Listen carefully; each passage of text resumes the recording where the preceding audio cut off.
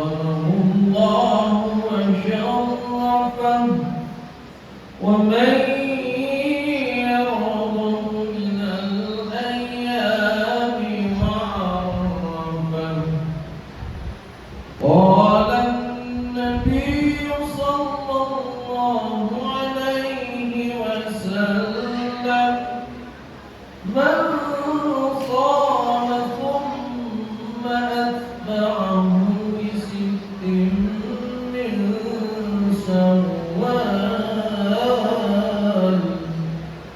فكأنما صام سنة كلها فإذا صعد الخطيب المنبر فاستمعوا خبر يوم عيد الفطر رحمكم الله فاستمعوا خبر يوم عيد الفطر رحمكم الله فاستمعوا خبر يوم عيد الفطر رحمكم الله.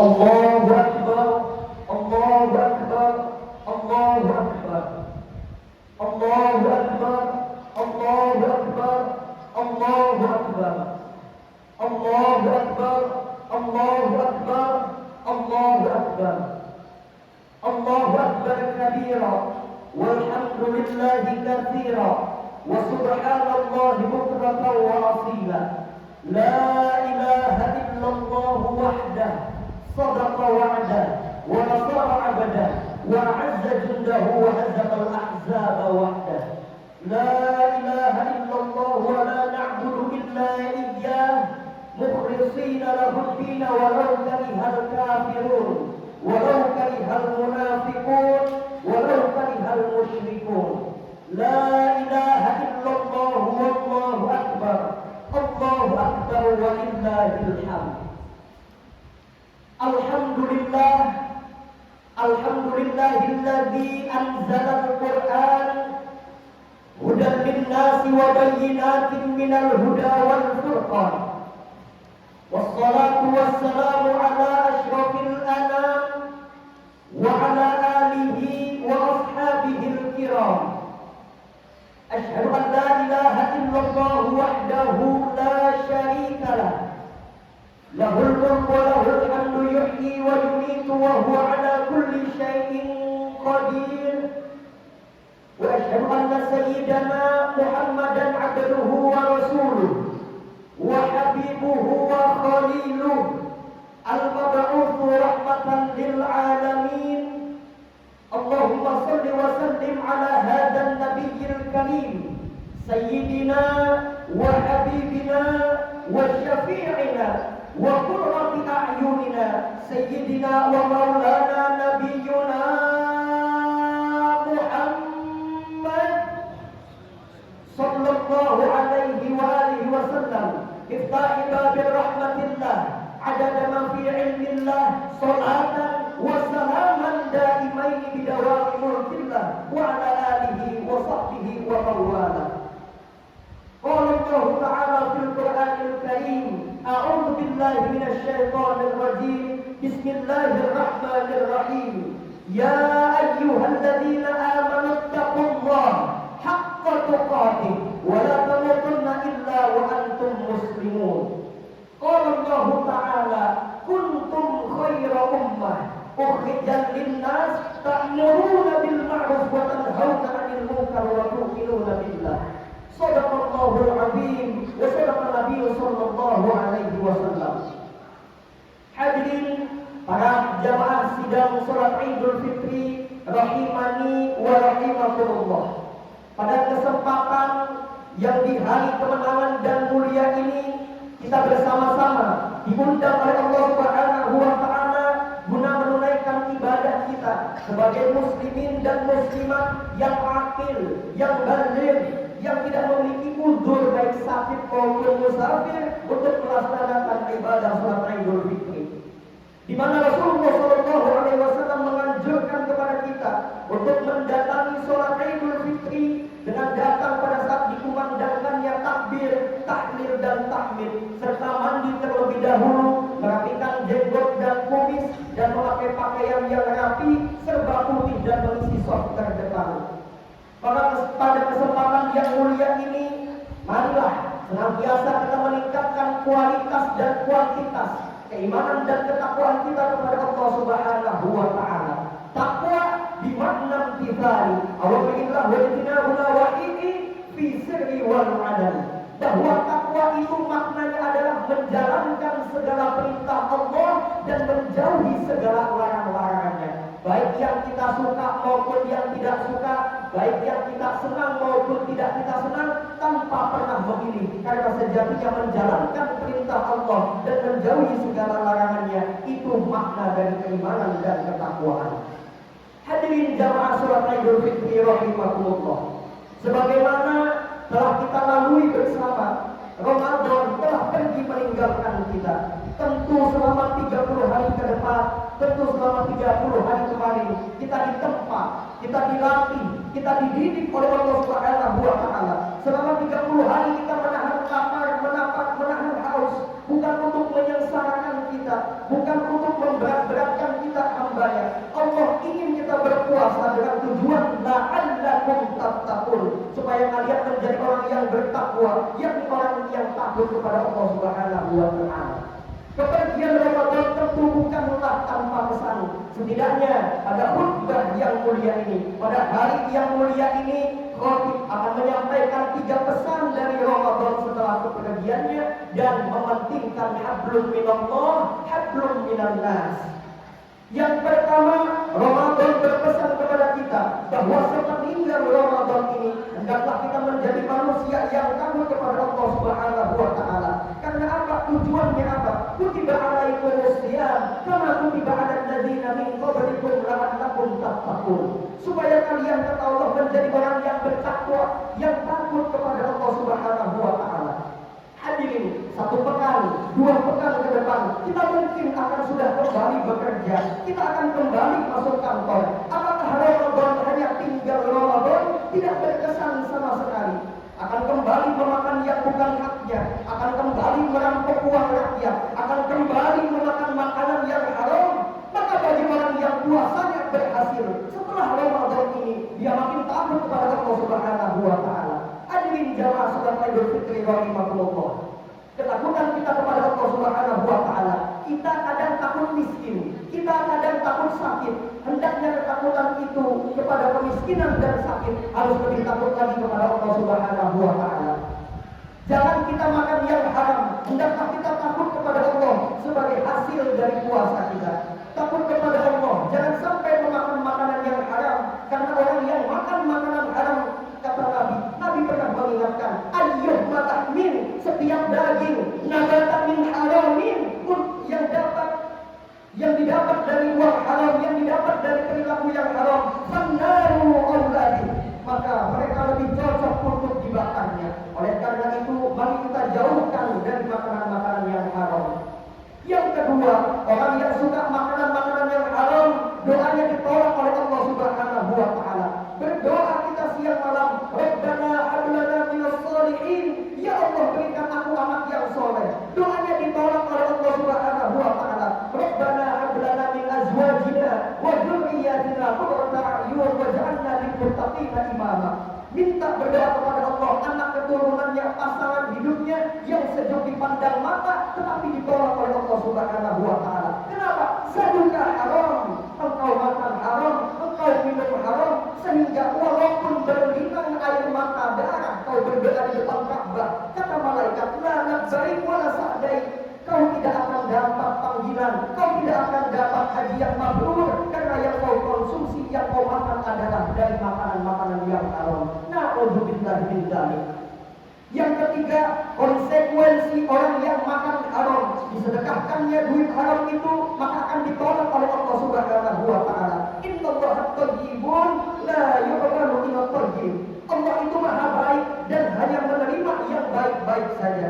Jika kita punya uang 100 juta, tapi duit itu duit haram, jangan berpikir 90 juta disedekahkan kepada masjid, lalu diterima oleh Allah Subhanahu wa taala. Pengurus masjid yang tidak tahu mungkin menerima, tapi ada Dia yang maha tahu, tapi ada Dia yang maha melihat, tetapi ada Dia yang maha tidak tidur. Duit haram disedekahkan di jalan Allah, ditolak oleh Allah Subhanahu wa taala.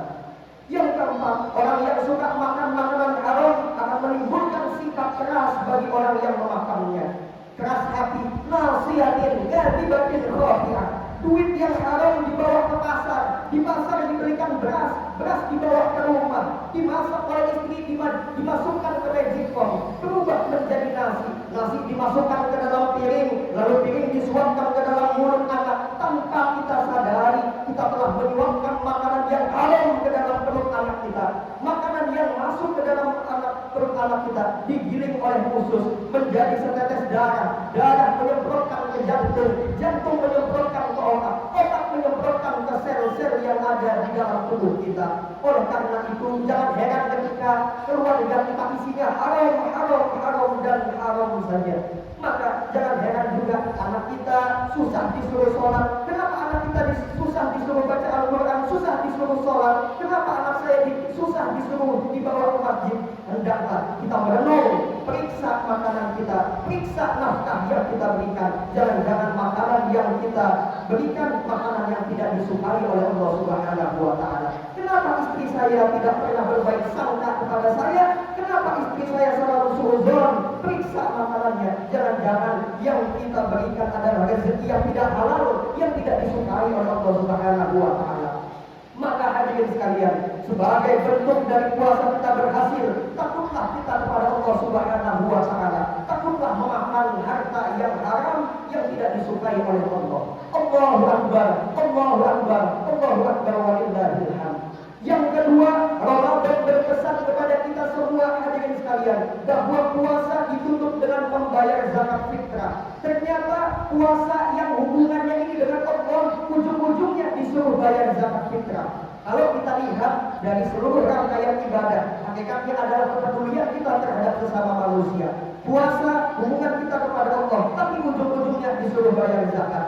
Sholat disuruh hubungannya dengan Allah Subhanahu wa taala, tetapi ujung-ujungnya kita diminta menoleh salam ke kanan dan salam ke kiri. Haji ibadah kepada Allah Subhanahu wa taala, tapi karena kita terkena denda melakukan sebuah kesalahan, maka kita memotong hewan kambing dan kibas untuk kepada fakir miskin.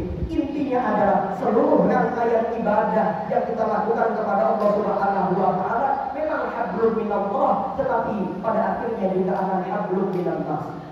Zakat fitrah adalah bentuk kewajiban kita untuk membayarnya. 1 tahun hanya 2,5 kilo.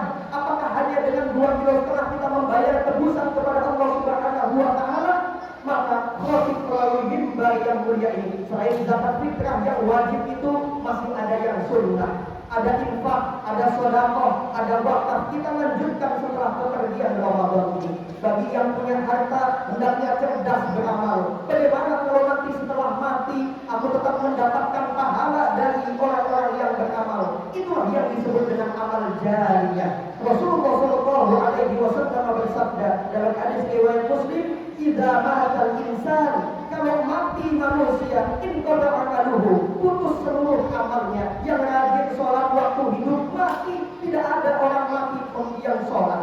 Yang ketika hidup rajin puasa mati, tidak ada orang mati kemudian puasa. Tapi ada satu amal yang walaupun kita sudah mati, tetapi amal jariyah yang akan terus mengalir, yakni membangun masjid, membangun pondok pesantren, pondok tahfidzul Quran, menolong anak yatim piatu. Walaupun kita sudah mati, tetapi insya Allah pahala tersebut akan senantiasa mengalir kepada kita semua. Masjid ini hadirin, sudah berapa banyak orang yang sujud di masjid ini? Sudah berapa banyak orang yang iktikaf di masjid ini? Sudah berapa banyak orang yang tadarus di masjid ini? Tidak terhitung jumlahnya. Bagi yang pernah berinfak atau belum berinfak, berinfaklah untuk pembangunan masjid Allah. Maka kelak kita akan mendapatkan pahala yang sama dari orang-orang yang mengerjakannya. Makanya hendaklah kita cerdas dalam beramal. Jangan hanya putus pada kita, tapi bagaimana amal itu harus terus mengalir walaupun kita sudah meninggal dunia. Allahu Akbar, Allahu Akbar, Allahu Akbar walillahil hamd. Saat ini kita diberikan nikmat terbesar oleh Allah. Nikmat terbesar kita saat ini bukanlah kaya, karena berapa banyak orang yang kaya tapi hartanya tidak dapat menolong dia di hadapan Allah. Nikmat terbesar kita saat ini bukanlah jabatan, bukanlah pangkat, bukanlah harta, karena berapa banyak orang yang pangkat jabatannya tinggi justru menjerumuskan dia ke dalam neraka Allah Subhanahu wa taala. Nikmat kita terbesar saat ini adalah ketika Allah berikan kita harta, ketika Allah berikan kita jabatan, maka itu kita gunakan untuk menolong agama Allah Subhanahu wa taala. Itulah yang akan menyelamatkan kita dan kekal abadi. Kalaulah orang beranggapan bahwa dengan harta dia akan mulia, harusnya Qarun lebih mulia hari ini. Kalaulah orang beranggapan dengan pangkat dan jabatan bisa menyebabkan orang menjadi mulia, maka Fir'aun harus lebih mulia daripada hari ini. Tetapi justru tidak, hadirin sekalian. Yang harus kita ketahui bahwa dengan pangkat, dengan jabatan, dengan harta yang kita miliki, itu kita gunakan untuk menolong agama Allah Subhanahu wa taala. Maka orang yang membaca Al-Quran, orang yang sholat, ketika dia hidup pernah menolong agama Allah, yang akan menolong agama Allah nanti akan ditolong oleh Allah Subhanahu wa taala di yaumil akhir nanti. Rasulullah sallallahu alaihi wasallam bersabda, "Ma akalta fa afnaita." Apa yang pernah kau makan akan busuk. Ma labista fa afnaita. Apa yang kau pakai akan rusak dan lapuk. Ma tasaddaqta fa afnaita. Tapi apa yang pernah kau sedekahkan, itulah yang akan abadi, yang akan menemanimu sampai ke kubur, bahkan sampai ke akhirat, yaitu harta yang sudah kita infakkan di jalan Allah Subhanahu wa taala. Allahu Akbar, Allahu Akbar, Allahu Akbar walillahil hamd. Oleh karena itu, sekali lagi diberikan kita nikmat oleh Allah, diberikan kita kesempatan oleh Allah, diberikan kita harta, hendaklah kita gunakan dengan sebaik-baiknya. Jangan kita berpikir kita bisa menembus surga dengan harta kita. Tidak akan pernah bisa kita menembus dengan harta kita. Kalau sejenak kita mau singgah ke rumah sakit, berapa banyak orang yang tidak bisa bernafas, harus membeli oksigen. Berapa banyak orang yang harus minta darah karena kekurangan darah. Saat ini kita sehat, dikumpulkan seluruh harta kita untuk membalas nikmat Allah, maka tidak akan pernah mampu kita membalasnya. Allah hanya minta dari seluruh nikmat-nikmat yang diberikan kepada kita, Allah minta la'allakum tashkurun, supaya engkau menjadi orang yang bersyukur kepada kata Allah. Kalau memang kau kaya, bukan dengan cara menunjukkan berapa jumlah mobilmu. Kalau memang kau kaya, bukan dengan menunjukkan pangkat dan jabatanmu. Kalau memang kau kaya, mobilmu ada 3. Sudah ada berapakah mobil yang diwakafkan untuk masjid? Sudah ada berapakah mobil yang diwakafkan untuk membantu para istri yang mau melahirkan yang tidak mampu? Itulah yang nanti akan menjadi saksi di akhirat. Hadirin, yang ketiga, pesan Ramadan dari Ramadan yang telah kita lewati adalah di bulan Ramadan Rasulullah Shallallahu Alaihi Wasallam pernah ditanya oleh istrinya Siti Aisyah radhiyallahu anha, "Ya Rasulullah, di bulan Ramadan itu ada malam Lailatul Qadar." "Iya," kata Rasulullah. "Jika aku menemukan malam Lailatul Qadar, apa yang harus kubaca doanya ya Rasulullah?" Rasulullah Shallallahu Alaihi Wasallam bersabda, "Allahumma innaka afuwwun karim tuhibbul afwa fa'fu 'anna." Wahai Allah yang Maha Pemaaf, Engkau Maha mencintai orang yang meminta maaf. Maafkan aku ya Allah, maafkan aku ya Allah. Kita disuruh minta maaf kepada Allah Subhanahu wa taala atas segala dosa-dosa kita. Tetapi kita tidak hanya sekedar punya dosa kepada Allah, tapi kita juga punya dosa kepada sesama manusia. Rasulullah Shallallahu Alaihi Wasallam dalam sebuah hadisnya, riwayat Muslim nomor hadis 5611, Rasulullah bertanya kepada sahabatnya, "Atadruna manil muflis?" Tahukah kalian siapa orang yang paling bangkrut? Sahabat menjawab, "Al-muflisina al-muflisufina man-nadir hanalahu wa la mata." Orang yang bangkrut adalah orang yang tidak punya uang, wahai Rasulullah. Kemudian Rasulullah menjawab, "La, bukan itu." Lalu Rasulullah menjelaskan, "Innal muflisa min ummati." Innal muflisa min ummati. ummati. Artinya apa? Orang yang paling rugi di antara golonganku. Rasulullah tidak mengatakan innal muflisa min Nasrani. Rasulullah tidak mengatakan innal muflisa min Yahudi. Rasulullah tidak mengatakan innal muflisa min kafir. Tetapi Rasulullah SAW mengatakan innal muflisa min ummati. Menjadi sebuah peringatan bagi kita semua. Mengapa kok sampai Rasulullah mengatakan yang paling rugi adalah umatku? Ternyata setelah dijawab adalah menjadi yaumul qiyamah. Mereka nanti yang datang pada hari kiamat bisolatin membawa pahala zakatnya, wasiyamin membawa pahala puasanya, wazakatin membawa pahala zakatnya, wasodaqatin membawa pahala sodakohnya. Tetapi ketika pahalanya tersebut ingin disetor kepada Allah Subhanahu wa Ta'ala, maka ada seseorang yang datang, ya Allah jangan masukkan dia dulu ke dalam surga. Kenapa? Karena selama di dunia dia bertetangga dengan saya tetapi tidak saling tegur sapa, kami saling menyinggung. Maka apa kata Allah Subhanahu wa Ta'ala? Ambil pahala puasanya, serahkan kepada orang yang dia zalimi. Kemudian mau dimasukkan lagi ke dalam surga. Kemudian datang orang, ya Allah jangan masukkan dulu ke dalam surga. Kemudian Allah katakan kenapa? Dulu selama saya masih hidup, saya satu kantor dengan dia, saya difitnah korupsi, saya dizolimi. Kata orang tersebut, maka apa kata Allah Subhanahu wa Ta'ala? Ambil pahala sholatnya, berikan kepada orang yang dia zolimi. Kemudian datang lagi orang, kemudian mengatakan, ya Allah jangan masukkan dia dulu ke dalam surga. Kemudian Allah bertanya kenapa? Dulu selama hidup saya difitnah, dulu selama hidup anak saya, istri saya selalu dijelek-jelekkan, saya difitnah kemana-mana. Kemudian apa kata Allah? Ambil puasa sedekahnya, ambil puasa zakatnya, berikan kepada orang yang dia zalimi. Kemudian bingunglah malaikat, ya Allah ini orang yang menuntut masih banyak, orang yang masih meminta pengadilan masih banyak, sementara ini pahalanya sudah habis. Bagaimana ya Allah? Kemudian apa kata Allah Subhanahu wa Ta'ala? Ambil dosa-dosa orang yang dia zalimi, berikan kepada dia. Inilah sesungguhnya orang yang merugi menurut Rasulullah SAW. Pahalanya dihabisi, pahalanya diprepeli, sementara dosanya ditambah. Bagaimana nasibnya seperti itu ya Rasulullah? Qabla an yuqda ma kadai, ketika dia sedang setor amal, ketika dia sedang setor pahala, maka tidak diterima oleh Allah Subhanahu wa Ta'ala. Hadirin, kenapa ini semua bisa terjadi? Karena orang ini hanya hubungannya kepada Allah, tapi tidak baik kepada sesama manusia. Ada orang yang dia sakiti, ada orang yang dia caci maki, ada orang yang dia fitnah. Semua itu nanti akan menuntut di hadapan Allah Subhanahu wa Ta'ala. Inilah makna Idul Fitri, saling memaafkan satu dengan yang lainnya. Maka setelah kita minta maaf kepada Allah, Ramadan berpesan, jangan lupa kau juga harus minta maaf kepada sesama manusia. Jangan sampai kita salah sangka, jangan sampai kita salah kira. Ini banyak orang sekarang salah sangka, bisa ngayat dengan sholat 5 waktu, hapus dosanya kepada sesama manusia. Tidak, bisa ngayat dengan puasa 30 hari Ramadan, hapus dosanya dengan manusia. Tidak, bisa ngayat dengan pergi haji umroh berkali-kali, dihapuskan dosanya. Tidak, dosa dengan manusia belum Allah ampuni sebelum dia minta maaf dengan orang yang bersangkutan. Maka di hari yang Idul Fitri yang mulia ini, jangan remehkan dosa kepada sesama manusia, karena nanti di akhirat banyak orang yang tidak selamat masuk surga gara-gara masih punya salah kepada sesama manusia yang belum diselesaikan. Oleh karena itu, minta maaflah kita. Kepada siapa kita meminta maaf? Yang pertama, minta maaflah kepada orang tua kita.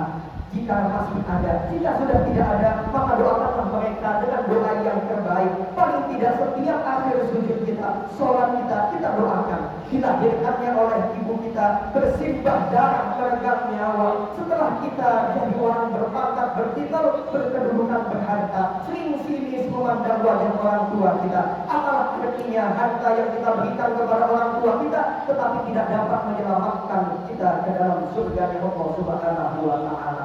Tidak ada yang lebih diharapkan orang tua kecuali bakti kita, akhlak kita kepada orang tua kita. Selagi mereka masih ada, jangan sampai mereka menyebabkan kita semua tidak masuk ke dalam surga Allah Subhanahu wa Ta'ala, alias kita menjadi anak yang durhaka. Yang kedua, hendaklah kita meminta maaf kepada saudara-saudara kita, tetangga kita. Kalau memang saat ini tidak bisa berjumpa, maka sekarang teknologi sudah canggih, bisa video call dan telepon sebagainya. Hadirin jamaah sholat Idul Fitri rahimahullah. Itulah 3 pesan setelah kepergian Ramadan. Mudah-mudahan Ramadan ini benar-benar memberikan kesan kepada kita, dan Allah berikan kita panjang umur sehingga kita bisa bertemu lagi di Ramadan yang akan datang. Akhirnya, marilah kita bersama-sama berdoa kepada Allah Subhanahu wa Ta'ala. Mudah-mudahan saat ini Allah berkenan mengabulkan doa-doa kita. A'udzubillahi minasyaitonir rajim. Bismillahirrahmanirrahim. Allahumma shalli ala sayyidina Muhammad wa ala ali sayyidina Muhammad. Ya Allah, dengan penuh harapan dan perasaan, dengan segala kerendahan dan kelemahan, di keagungan hari raya Idul Fitri ini, kami semua menadahkan tangan kepadamu ya Allah. Ya Allah, ampunilah walau sebanyak apapun dosa dan kesalahan kita. Ampuni walau seburuk dan senista apapun masa lalu kita. Ya Allah, Engkau tahu dosa yang terang-terangan ataupun sembunyi-sembunyi yang kami lakukan ya Allah. Ampunilah dosa yang besar ataupun yang kecil, yang telah lalu ataupun yang akan datang, yang sengaja ataupun yang tidak disengaja kami lakukan ya Allah. Ya Allah, tentunya kami tidak hanya sekedar bersalah kepadamu, tapi kami juga bersalah kepada sesama manusia. Ya Allah, bukakanlah pintu maaf bagi orang-orang yang pernah kami sakiti ya Allah. Ya Allah, begitu juga kami akan memaafkan orang-orang yang pernah menyakiti kami ya Allah. Ya Allah, ampunilah dosa kedua orang tua kami. Berapa kali mereka tidak nyenyak tidurnya karena tangis kami ya Allah. Berapa kali hampir disuapnya makanan tidak jadi karena tangis kami ya Allah. Berapa kali mereka harus menahan ngantuk karena di tengah malam kami sakit ya Allah. Ya Allah, begitu banyak dosa kedua orang tua kami, tak dapat kami balas ya Allah kecuali dengan mengucapkan Allahumma ighfir lana. Ampunilah dosa kami ya Allah, wa liwalidina, dan dosa kedua orang tua kami, warhamhuma kama rabbayana shaghira. Ya Allah, sayangi kedua orang tua kami kama rabbayana shaghira, sebagaimana dulu mereka memberikan peluk dan cium kepada kami ketika kami masih kecil ya Allah. Allahumma ya Allah, semakin hari umur kami semakin sedikit ya Allah. Sudah pasti ajal kami sudah semakin dekat ya Allah. Ya Allah, kami mohon kepadamu, panjangkan umur kami dalam sehat walafiat dan dalam ketaatan kepadamu, sehingga kami tetap bisa beribadah dengan baik kepadamu ya Allah. Jumpakanlah kami dengan Ramadan yang akan datang ya Allah. Allahumma ya Allah, ketika ajal kami nanti datang, semoga orang-orang yang pernah kami zalimi sudah memaafkan kami ya Allah. Ya Allah, ketika ajal kami nanti datang, izinkanlah akhir hayat kami dengan husnul khatimah. Izinkanlah akhir hayat kami dengan mengucapkan la ilaha illallah Muhammadur Rasulullah. Ya Allah, ketika ajal kami nanti datang, semoga orang tua kami sudah memaafkan, keluarga kami sudah memaafkan, sehingga kami bisa tenang meninggalkan dunia ini ya Allah. Izinkanlah kami di akhir hayat nanti tidak ada hutang ya Allah. Jangan izinkan kami mati dalam keadaan membawa hutang ya Allah. Ya Allah, ketika nanti kami sudah menjadi jenazah, semoga banyak orang yang mau ikut menyolatkan, banyak orang yang ikut turut mendoakan. Kami berharap, kami mohon ya Allah, di antara anak cucu kami kelak akan mengimami, akan ikut dalam sholat jenazah kami ya Allah. Ya Allah, semoga yang mengurus jenazah kami adalah orang-orang yang ikhlas ya Allah, dan izinkan kami dimakamkan di pemakaman orang-orang yang beriman yang Engkau cintai ya Allah. Rabbana la tuzigh qulubana ba'da idh hadaitana wa hab lana min ladunka rahmah innaka antal wahhab. Rabbana atina fid dunya hasanah wa fil akhirati hasanah wa qina adzabannar. Istajib du'ana, kabulkan doa kami ya Allah. Wa sallallahu ala sayyidina Muhammadin wa ala alihi wa sahbihi wa baraka wa sallam. Subhana rabbika rabbil izzati amma yasifun wa salamun ala mursalin walhamdulillahi rabbil alamin. Ibadallah, innallaha ya'muru bil 'adli wal ihsan wa ita'i dzil qurba wa yanha 'anil fahsya'i wal munkari wal baghi ya'idukum la'allakum tadhakkarun.